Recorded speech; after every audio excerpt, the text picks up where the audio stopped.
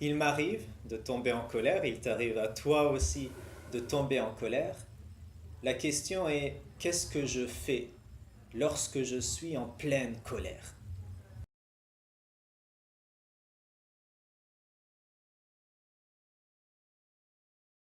Salam alaikum wa rahmatullah.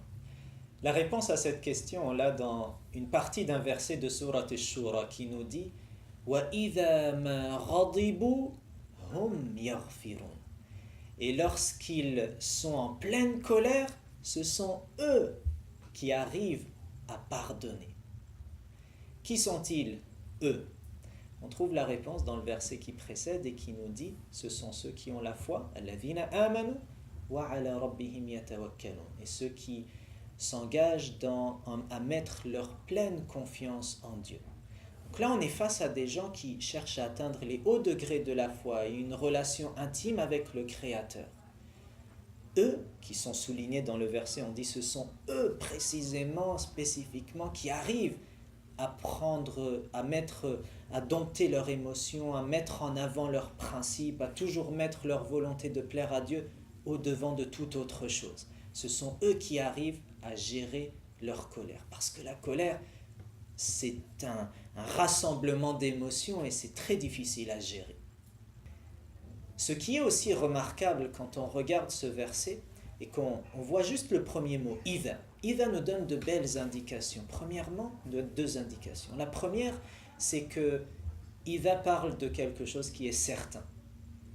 Il est certain que toi et moi sommes tombés en colère et allons tomber en colère. Il faut faire un travail en amont pour l'éviter au maximum, mais que tu le veuilles ou non, tu es humain. Tu n'es pas un ange, et moi non plus. On va tomber dans la colère et il faudra alors chercher à dompter ses émotions. Remarquez, il est certain que tu vas tomber en colère. Allah subhanahu wa ta'ala ne te demande pas d'éviter cette colère. Il te dit, lorsque tu tomberas en colère, cherche à maîtriser la situation, cherche à prendre le dessus et à pardonner. Deuxième indication de Iva, c'est que c'est quelque chose qui va revenir. Et donc, à chaque fois qu'il s'emporte, il pardonne. À chaque fois qu'il s'emporte, il pardonne. Il gagne la bataille. Jamais il ne se laisse aller à leurs émotions. Quand on regarde le début de ce verset, on voit que Dieu nous parle de ceux qui ont la foi et qui mettent leur confiance en Dieu. Ce sont ceux qui arrivent aussi à éviter les grands péchés. Et le fait que dans un même verset, on nous parle de éviter les grands péchés et gérer sa colère, apprendre à pardonner malgré tout, c'est pour faire un lien. Comme pour nous dire, entre autres, que gérer ta colère, c'est aussi apprendre à gérer de ne pas faire le mal.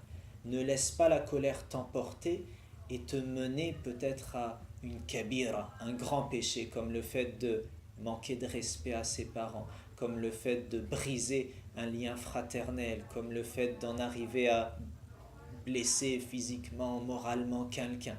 La colère, c'est bien des fois elle qui mène à de graves péchés. Que Dieu nous en préserve de al-ghadab, de cette colère.